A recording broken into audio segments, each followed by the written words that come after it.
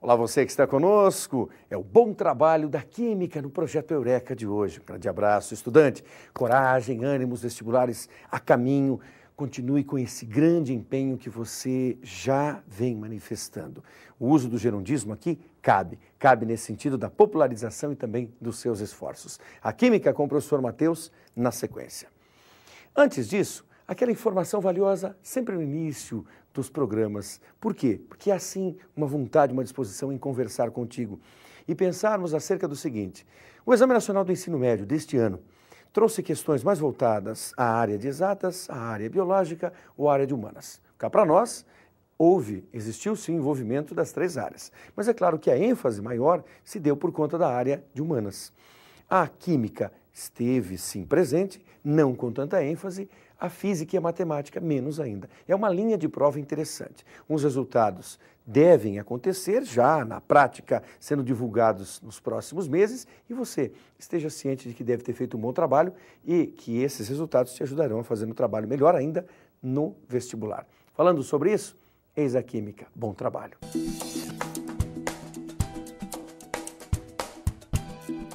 Alunos, telespectadores do Eureka, hoje iniciamos uma série de aulas de Química e hoje vamos estudar a análise imediata. É a parte que se preocupa que estuda a separação dos componentes de uma mistura. E já vale ressaltar que uma única mistura pode ter vários processos que permitem a separação dos seus componentes. Nós estamos preocupados sempre com o método mais adequado. Bom, mas qual seria esse método mais adequado? Bom, o método mais adequado é aquele que a gente consegue separar a maior parte possível. Então já vale aqui a gente ficar sempre atento que nós não temos a pretensão de separar no 100%. O primeiro método que nós vamos falar é a filtração. E quando se fala em filtração é para separar misturas heterogêneas, onde você tem um líquido e um sólido não dissolvido. E quando a gente pensa em filtração, é lógico que já vem na nossa cabeça a filtração convencional, né? Que é aquela onde você pega aí o funil, papel de filtro. O papel de filtro, ele apresenta uma série de pequenos poros que permitem a passagem por ele apenas de líquidos e substâncias dissolvidas nesse líquido. Se a gente pegar como exemplo uma mistura de água e areia, você tem lá a água, a areia não dissolvida na água, lá no fundo do sistema. A hora que você coloca essa mistura no papel de filtro, passa por ele apenas a água e a areia, que são grãos aí maiores, não conseguem ultrapassar esses poros e, portanto, ficam aí retidos. Fala, mas espera aí, nós acabamos de falar que nós não temos a pretensão de separar no 100%. E quando nós fazemos aí a filtração, eu não estou separando completamente a água da areia. Se você perceber direitinho, ao final da filtração, a areia está um pouco úmida ainda, não está? Então quer dizer que nós temos um pouco de água junto dela. Porém, nós separamos em quantidades aí apreciáveis. Por isso, é o método mais adequado. Mas só para a gente falar dessa mistura de água e areia, qual seria uma outra maneira de a gente fazer essa separação? Imagine essa mistura dentro de um recipiente e eu poderia simplesmente virar esse recipiente. A hora que eu viro, obviamente, está caindo só água. Mas quanto mais eu tombo, a areia vai chegando cada vez mais próximo também da saída desse recipiente. Vai chegar um ponto que, se eu virar mais um pouquinho, cai água e cai areia junto. Se nesse momento você voltar à posição original, você vai ter lá uma quantidade de areia e uma quantidade boa de água ainda junto da areia. Quer dizer, fizemos a separação, conseguimos retirar aí uma quantidade de água? Conseguimos, mas não foi uma separação eficaz, não é mesmo? Mas esse método, onde eu emborco o recipiente para retirar aí o líquido, para separar meia boca aí do sólido, ele é chamado de decantação. Mas também é importante a gente frisar que quando eu comecei a falar em filtração, eu falei assim, a gente já pensa na filtração convencional. Falar, por quê? Existem outras filtrações? Filtração é qualquer esquema que você arme que permita a retenção de um sólido. Se a gente pensar numa estação de tratamento de esgoto, a hora que o esgoto está chegando nessa estação, nós temos lá um gradeamento. Nesse gradeamento ficam retidos aí sólidos maiores. Por ele passam sólidos menores, o líquido e tudo que está dissolvido nele. Logo em seguida, toda essa água do esgoto passa pelo interior de uma caixa de areia. Nessa caixa de areia ficam retidos sólidos menores. Tanto no gradeamento como na caixa de areia, houve a retenção de sólido, né? Então nós temos aí filtração. Se você pensar aí na sua casa, o aspirador de pó. O aspirador de pó, ele funciona como um motor de sucção, né? Onde ele traz o ar atmosférico e a poeira. A poeira fica retida dentro do aparelho e o ar é devolvido para a atmosfera. Dentro do aparelho não houve retenção de sólido, então nós temos aí novamente uma filtração. Uma outra mistura que é importante a gente falar é a mistura heterogênea de líquidos. A gente diz que são líquidos immiscíveis.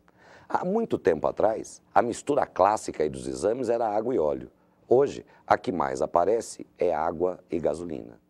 A água não dissolve a gasolina.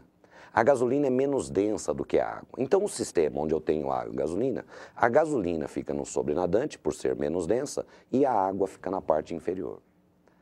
Nós temos, como eu disse, para uma mesma mistura, alguns métodos para se fazer a separação. Nesse caso, nós temos o método acadêmico é a decantação. Nós temos um aparelho que foi idealizado só para se separar os componentes desse tipo de mistura de líquidos immiscíveis.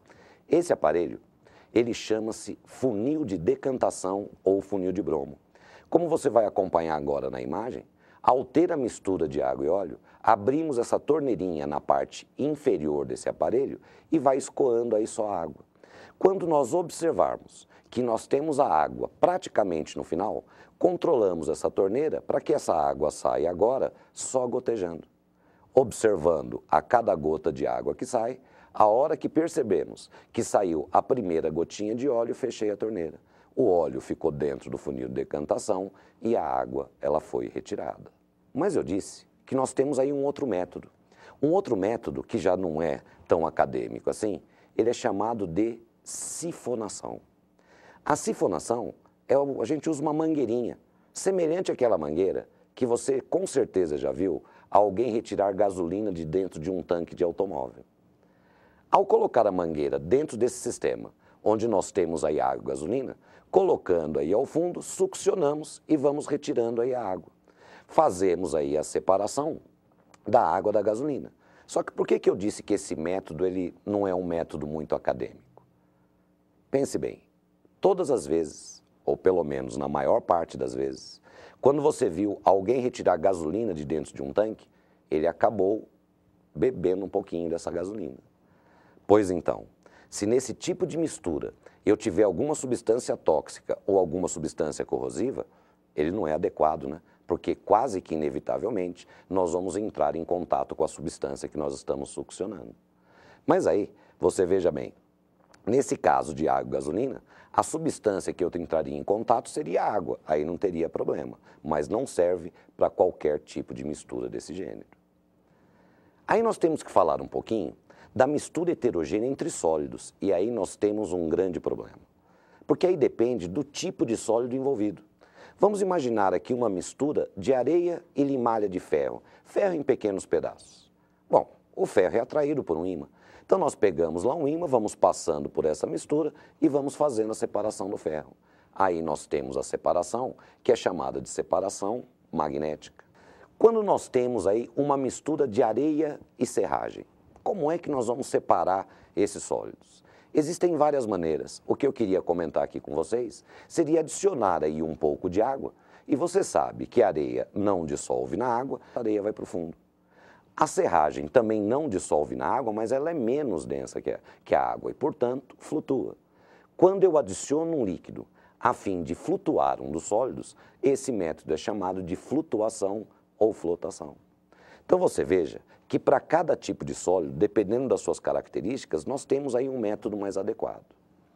O que nos interessa são misturas heterogêneas de sólidos como areia e sal. Vamos imaginar aqui como é que nós faríamos essa separação. Nós sabemos que o sal se dissolve na água.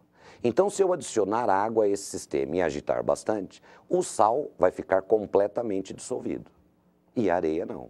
Então, nós vamos ter aí uma mistura heterogênea, líquido-sólido. Eu só vou considerar a separação efetivada quando eu tiver o sal numa mão e a areia na outra. Por enquanto, o sal e a areia continuam dentro do mesmo sistema. Eu não consegui separar nada ainda, mas já estamos viabilizando essa separação. E aí nós temos um nome. Quando eu adiciono um líquido a fim de dissolver um dos sólidos, ele é chamado de dissolução fracionada. Mas aí nós temos uma mistura de um líquido e um sólido que não está dissolvido, que é areia. Aí nós voltamos ao primeiro método. Quer dizer, se eu quero retirar daí a areia, fazemos a filtração. Lembre-se que no papel de filtro passa tudo que está dissolvido na água. Então passa pelo papel de filtro a água e o sal. A areia ficou retida no papel de filtro. Agora, basta a gente recolher o sal no estado sólido. Mas como é que nós vamos fazer isso? Basta eu aquecer esse sistema. Os sais são compostos que geralmente apresentam seus pontos de ebulição altíssimos. O cloreto de sódio, principal componente do sal de cozinha, tem aí a sua ebulição que fica aí por volta de 1.500 graus Celsius. Então, a hora que eu aquecer esse sistema, a hora que tiver por volta de 100 graus Celsius começar a ferver, quem está evaporando é apenas a água. Um conceito importante. Se eu tenho um sólido, dissolvo num líquido, evaporando o líquido, eu recolho novamente a substância no estado sólido. Então, aquecendo esse sistema, evaporamos a água e o sal que estava dissolvido vai voltando aí ao estado sólido. Aliás, é dessa maneira que nós conseguimos obter o sal de cozinha a partir da água do mar. Esse método pode ser chamado de vaporização ou então cristalização. Vaporização porque fizemos a evaporação da água ou cristalização porque o sal que estava dissolvido se tornou um cristal, quer dizer, ele retornou ao estado sólido. Esse exemplo também serve para mostrar que um único método nem sempre faz com que a gente consiga separar os componentes de uma mistura. No caso de areia e sal, que das misturas heterogêneas de sólidos é a mais importante, nós temos inicialmente a dissolução fracionada. Em seguida, temos que fazer uma filtração para recolher a areia e depois a evaporação da água para recolher o sal no estado sólido.